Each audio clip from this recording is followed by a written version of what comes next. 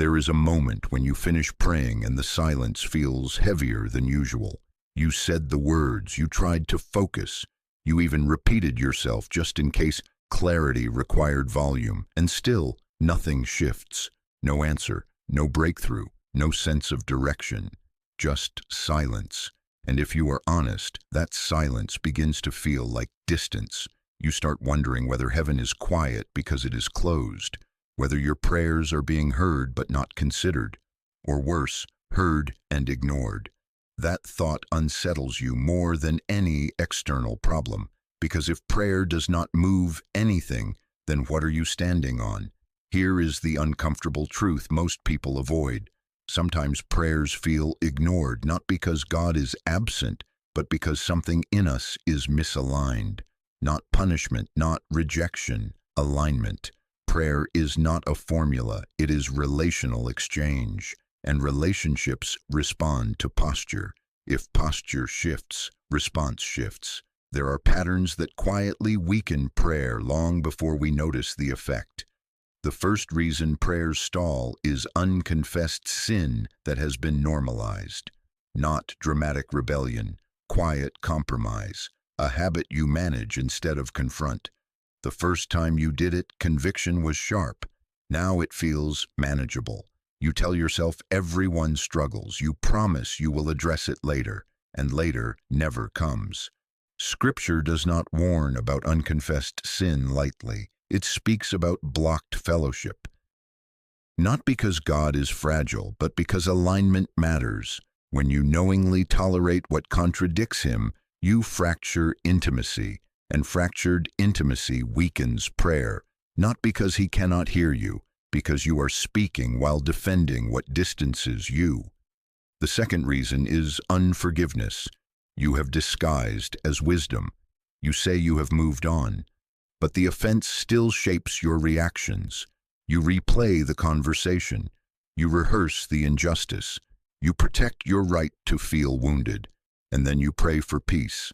But bitterness and peace do not coexist easily. When resentment remains active, your inner world stays divided, and divided hearts struggle to approach God with clarity. Jesus connected forgiveness and prayer directly for a reason. Unforgiveness binds you to the offense, and bound hearts do not pray freely. The third reason is motive, not what you say, why you say it. You ask for blessing, but is it for alignment or advantage? You ask for promotion, but is it for service or validation? You ask for breakthrough, but is it for obedience or comfort? Motive shapes response. When prayer becomes a tool to secure personal outcomes rather than pursue God's will, something shifts. Prayer becomes negotiation instead of surrender, and negotiation rarely deepens relationship.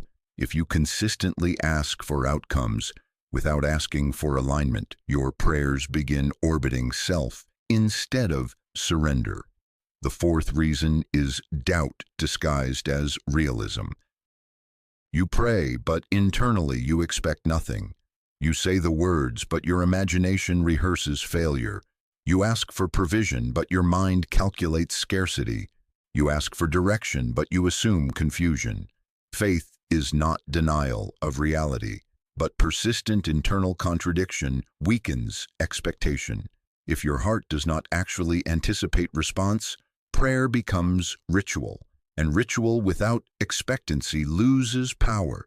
The fifth reason is inconsistency, not occasional lapse, patterned absence.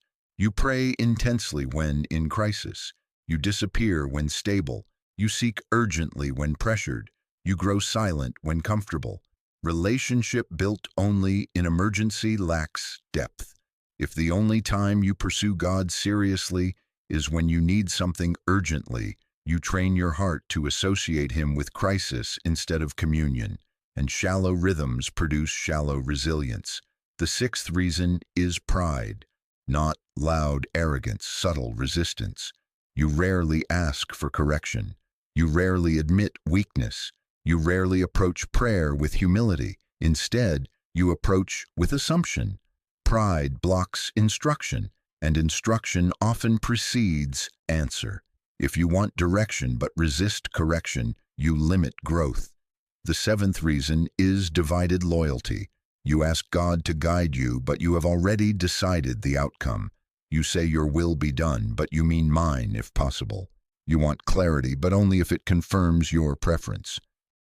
When loyalty is split between God and ambition, prayer becomes conflicted, and conflicted prayers rarely produce decisive clarity.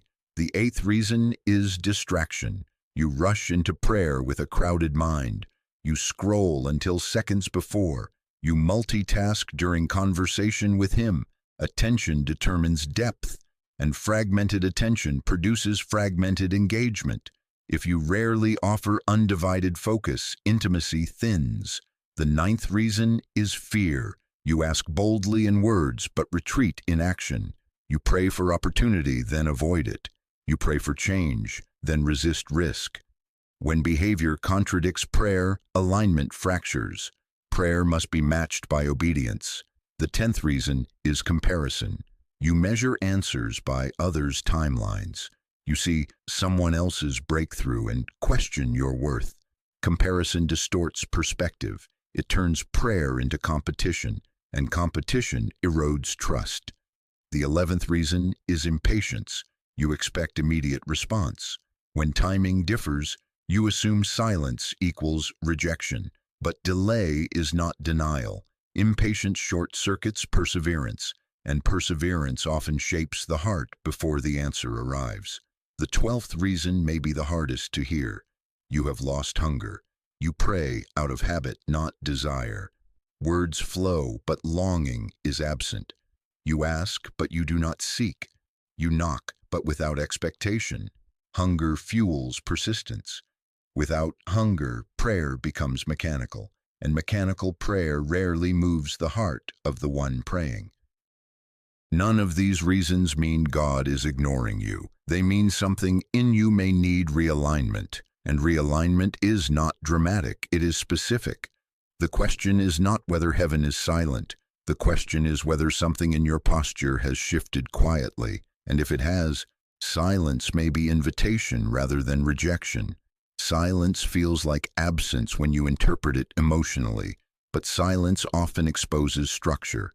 If you step back for a moment, you may notice something deeper than unanswered requests. You may notice patterns in your own approach to prayer, and patterns reveal posture. Take unconfessed sin again. When you pray for breakthrough while quietly protecting compromise, you create internal contradiction. You ask for light while defending shadow. That contradiction weakens boldness.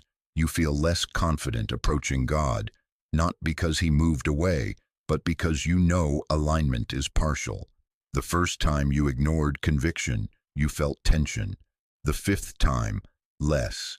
The 10th time, almost nothing. But dullness is not maturity. It is desensitization, and desensitized hearts struggle to pray with clarity.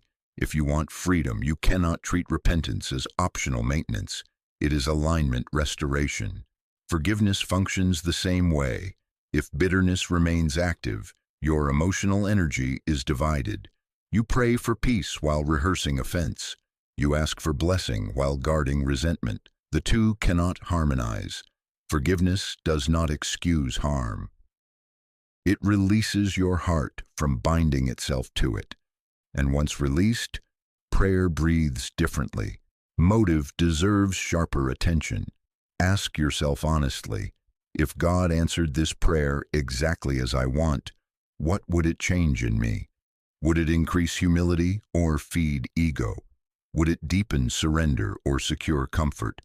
God is not obligated to empower motives that distance you from Him. When motive shifts from alignment to advantage, prayer becomes transactional, and transactional prayer weakens intimacy. Doubt is more subtle. It is not always disbelief. It is quiet assumption that nothing will change. You pray but internally narrate why it will fail. That internal narrative shapes expectation, and expectation shapes engagement. If you consistently expect silence, you will interpret every delay as confirmation. Faith is not forcing outcomes, it is trusting character. When trust weakens, prayer becomes hesitant. Inconsistency erodes depth over time. Crisis-driven prayer trains you to associate God only with emergency. When stability returns, you drift. That rhythm builds surface-level connection, and surface-level connection struggles under pressure. Prayer flourishes in daily pursuit, not sporadic intensity. Pride interrupts guidance.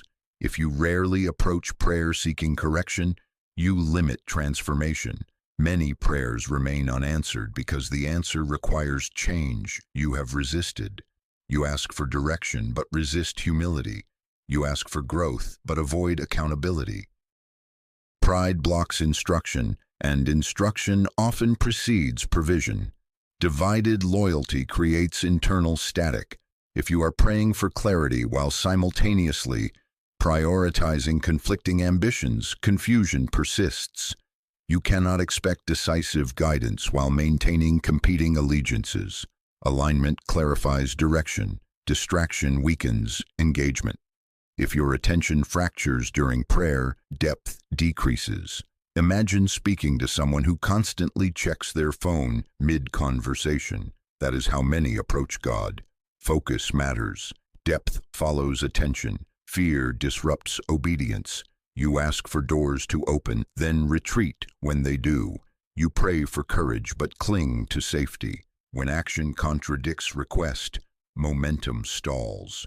Prayer invites participation. If you consistently withdraw when opportunity arises, you stall your own answers. Comparison distorts patience. You see someone else's breakthrough and assume neglect. But timing is not uniform. When you measure response by someone else's timeline, gratitude diminishes, and gratitude sustains trust. Impatience cuts perseverance short. Many prayers are abandoned days before breakthrough. Delay tests motive and strengthens faith. If you quit at the first silence, you never discover whether the silence was preparation. And then there is hunger. Without hunger, prayer becomes sound without pursuit. You ask, but without desperation. You seek, but without intensity. Hunger fuels persistence. When hunger fades, prayer loses depth. Now pause here. What if the silence you are interpreting as rejection is actually exposure? Exposure of compromise, exposure of bitterness, exposure of divided loyalty, exposure of pride, exposure of shallow rhythm. Silence forces reflection, and reflection reveals posture.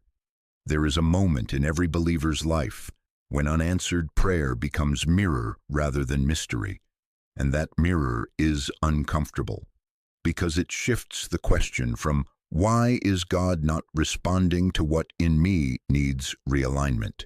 This is the turning point. If nothing changes in posture, nothing changes in experience. You cannot expect intimacy to deepen while patterns remain misaligned. But the moment posture shifts, atmosphere shifts. Confession restores boldness. Forgiveness restores peace. Humility restores instruction. Focus restores depth. Loyalty restores clarity. Persistence restores breakthrough. Hunger restores fire. Prayer is not ignored randomly. It is influenced by alignment.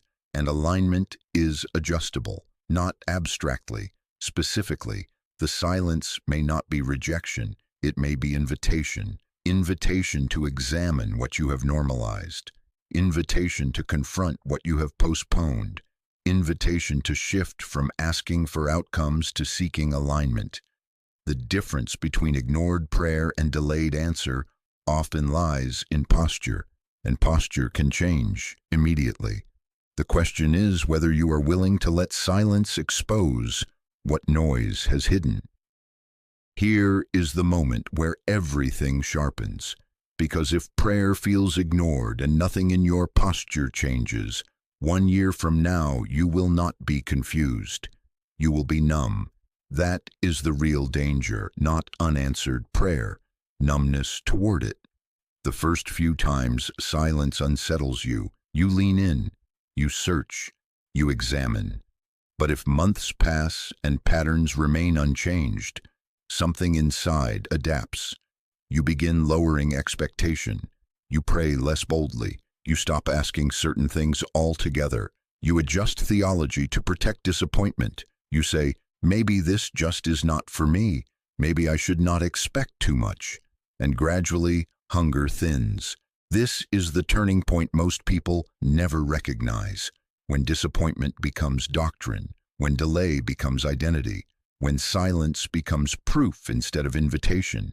If nothing shifts in you, your prayer life will slowly become polite instead of powerful, safe instead of surrendered, mechanical instead of desperate. And here is the sentence that should stop you cold. The version of you that keeps praying without alignment will eventually stop expecting altogether. And expectation is the oxygen of prayer. If expectation dies, prayer becomes performance. Now ask yourself something direct. When was the last time you approached God with raw honesty instead of rehearsed language? When was the last time you said, "Search me before answer me"? When was the last time you asked, "What in me is resisting what I am requesting"? That is where maturity begins. Not louder requests, deeper surrender. It is possible that some of your prayers feel ignored because the answer would require transformation you have not welcomed. You ask for influence, but humility must increase first. You ask for provision, but generosity must expand first. You ask for clarity, but obedience must precede it. You ask for peace, but forgiveness must be chosen first. Many answers are not withheld. They are sequenced, and sequence matters. If you resist the first step, the next one does not unfold. That is not rejection, that is order. This is where the realignment becomes practical. If unconfessed sin is present, confession must be specific, not general. If unforgiveness remains, release must be deliberate, not emotional. If motive is mixed, surrender must be clear, not conditional. If doubt dominates, expectation must be rebuilt intentionally. If inconsistency defines rhythm, daily pursuit must replace crisis-only engagement. If pride blocks instruction, humility must invite correction. If loyalty is divided, priority must be singular. If distraction crowds prayer, attention must be protected. If fear paralyzes action, obedience must override retreat.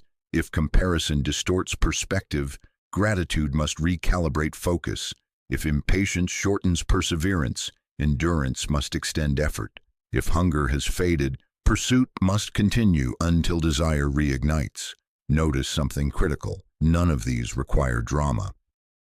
They require decision, and decision alters trajectory.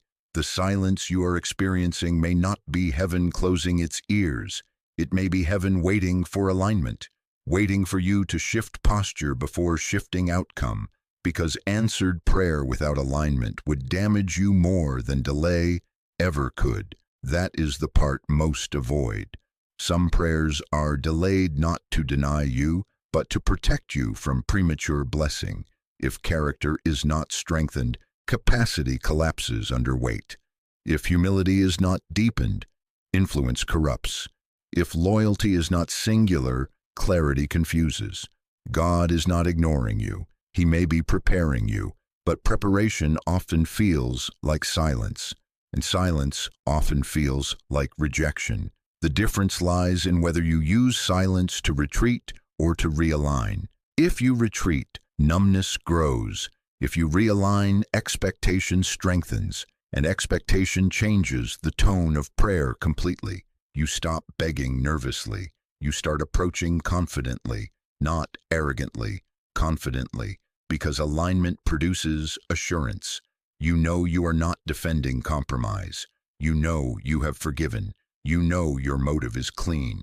You know your loyalty is singular. You know your obedience is active. That posture restores boldness, and boldness changes atmosphere. The enemy cannot sustain discouragement where expectation is alive.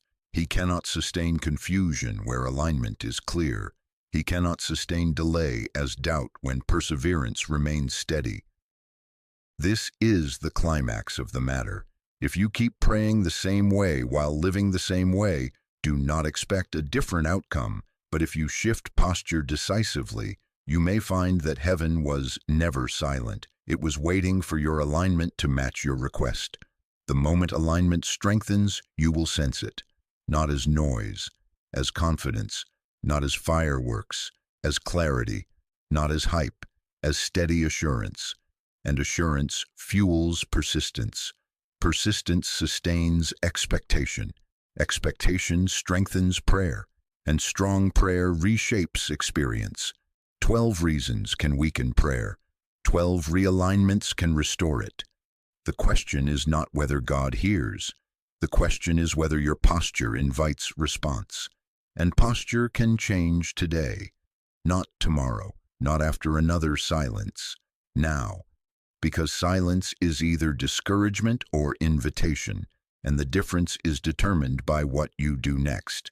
If you walk away from this without changing anything, you will slowly convince yourself that prayer simply does not work the way you once believed. You will adjust your language to sound mature, but underneath it will be resignation. You will say God's timing is mysterious, but what you really mean is, I have stopped expecting. That is how spiritual numbness begins, not with rebellion, with quiet recalibration downward. And the tragedy is not that heaven was silent. The tragedy is that you never let silence refine you, because silence can do one of two things. It can expose misalignment and push you toward surrender, or it can frustrate you into distance. The direction depends on your response. This is the final distinction you must understand. God ignoring you is not the same as God preparing you. God rejecting you is not the same as God refining you, but refinement requires participation. If you respond to delay with deeper surrender, alignment strengthens. If you respond to delay with irritation or retreat, intimacy weakens. Many believers unknowingly treat prayer as a vending machine. Insert request, expect product. When nothing drops immediately, assume malfunction. But prayer is covenant conversation, and covenant requires alignment. When alignment deepens, conversation changes. You begin praying differently. You pray less to secure outcomes and more to align with purpose.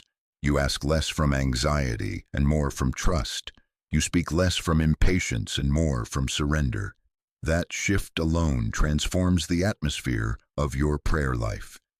Imagine approaching God tomorrow not with a list, but with this question first. What in me needs adjustment before I ask for change around me? That single question could reshape everything, because if posture shifts first, outcomes follow in sequence. The silence you have feared may become the place of greatest growth. The delay you resented may become the reason your character stabilizes. The unanswered request may become the protection you did not recognize. But none of that becomes visible if you quit too soon. And here is the final sentence that must stay with you. If you allow silence to kill expectation, you will never see what perseverance would have revealed. Many answers are on the other side of endurance. Many breakthroughs are preceded by purification. Many clarities are preceded by correction. If you refuse correction, you forfeit clarity. If you refuse purification, you weaken capacity. If you refuse endurance, you abandon breakthrough prematurely. Prayer is not ignored casually. It is shaped by alignment, motive, humility, loyalty, focus, hunger, and perseverance. Those are not abstract virtues, they are daily choices. If you shift those choices, your prayer life will not remain the same. You will feel boldness returning. You will sense conviction sharpening. You will notice distraction weakening. You will find yourself less reactive and more steady. And steadiness changes how you interpret silence. Silence will no longer feel like abandonment. It will feel like space. Space to grow, space to adjust, space to strengthen. And once strengthened, Your requests will carry different weight, not because you became louder, because you became aligned. 12 reasons can weaken your prayers. 12 adjustments can restore their strength. The silence you feel today is not necessarily the end of conversation. It may be the moment before clarity breaks through, but clarity favors those who stay. Those who examine themselves honestly, those who refuse to defend compromise, those who forgive, those who humble themselves, those who protect loyalty, those who persist when answers delay, those who hunger instead of resign. If that is you, silence will not remain silent forever. It will become preparation, and preparation always precedes manifestation. The only question left is whether you will let silence discourage you into distance or discipline you into deeper alignment. Because the difference between ignored prayer and refined prayer is not in heaven, it is in you, and that can change starting now. And if you are still here, then do not let this end as insight. Let it become interruption, because knowledge without change only increases frustration. You now understand that unanswered prayer is not always divine refusal. It is often divine invitation. Invitation to examine what you have normalized. Invitation to confront what you have postponed. Invitation to align what you have divided. But invitation demands response. If you leave this and return to the same posture, do not be surprised if nothing feels different next month. Silence will feel the same. Frustration will resurface. Doubt will whisper again. And slowly, expectation will thin. But if you decide that this moment marks a shift, everything recalibrates, not externally first, internally. And internal recalibration always precedes visible breakthrough.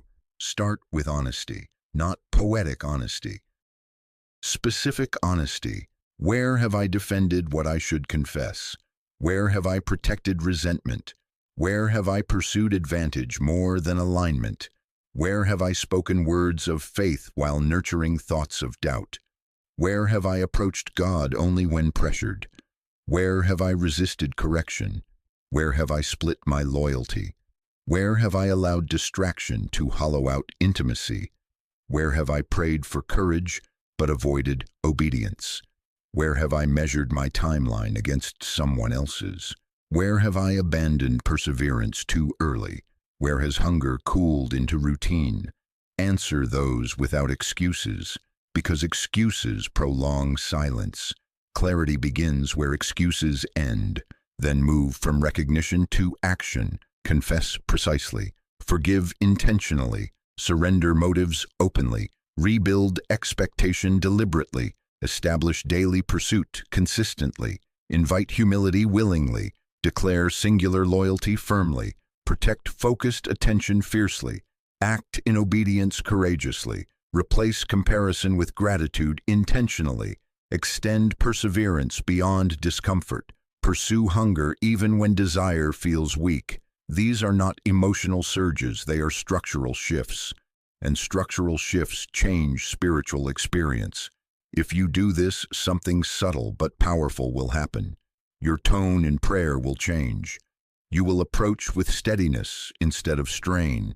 You will ask with trust instead of tension. You will persist without panic. You will listen without resentment. You will wait without surrendering expectation.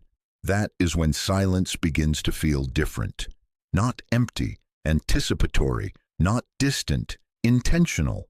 Because you will know alignment is no longer fractured, and fractured alignment is what often distorts perception. There is one final truth that must anchor you.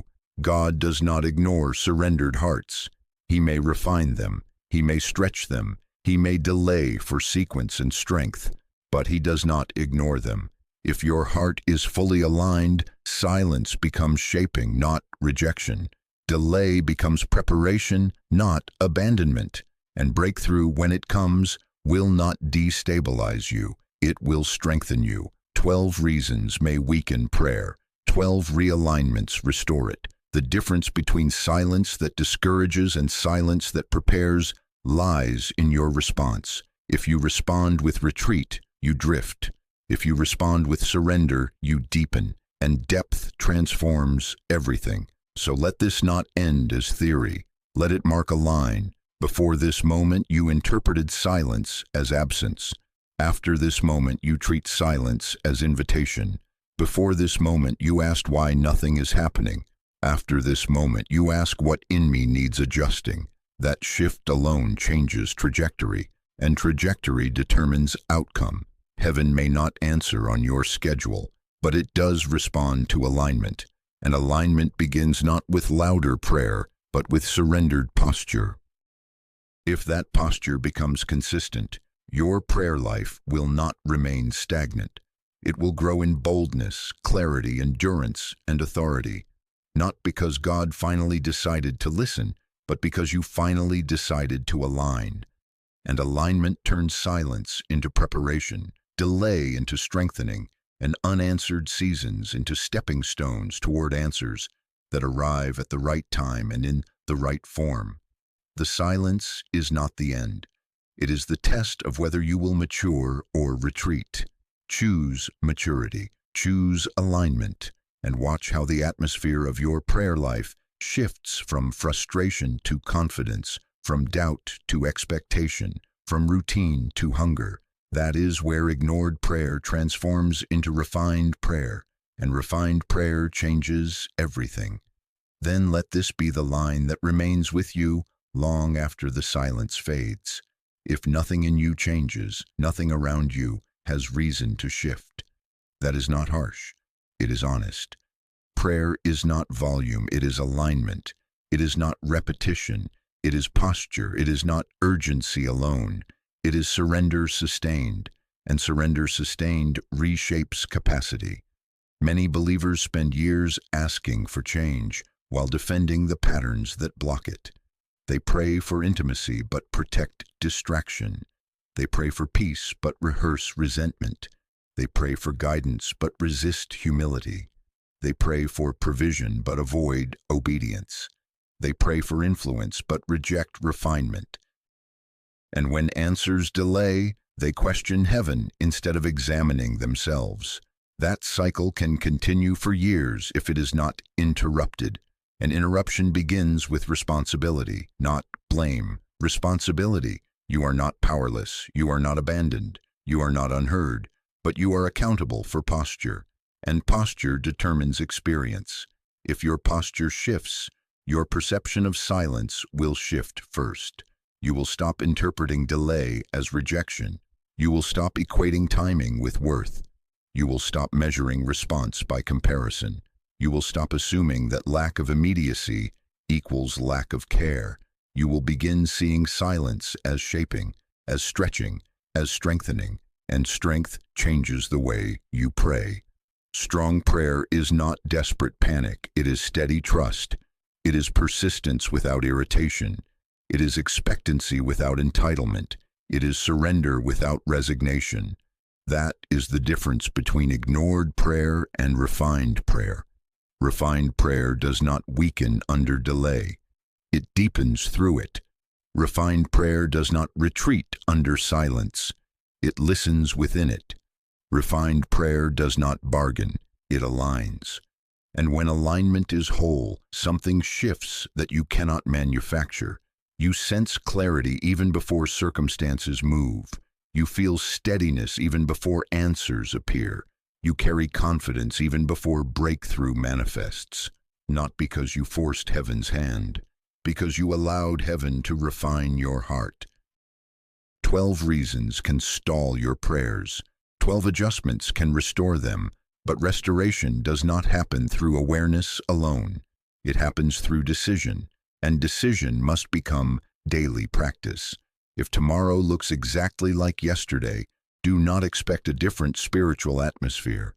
But if tomorrow begins with surrendered alignment, focus protected, humility invited, obedience chosen, forgiveness extended, hunger pursued, perseverance sustained, then even silence will feel different. It will no longer intimidate you. It will strengthen you. And strengthened hearts pray differently. They pray with authority that comes from integrity. They pray with boldness that comes from alignment.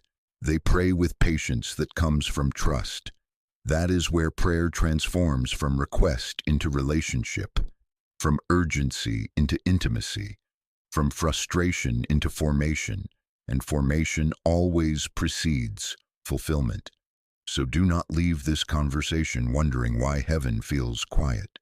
Leave it asking where alignment must deepen, because once alignment deepens, silence loses its threat. And when silence loses its threat, prayer regains its power. Not because God changed, because you did. And that change is where everything begins.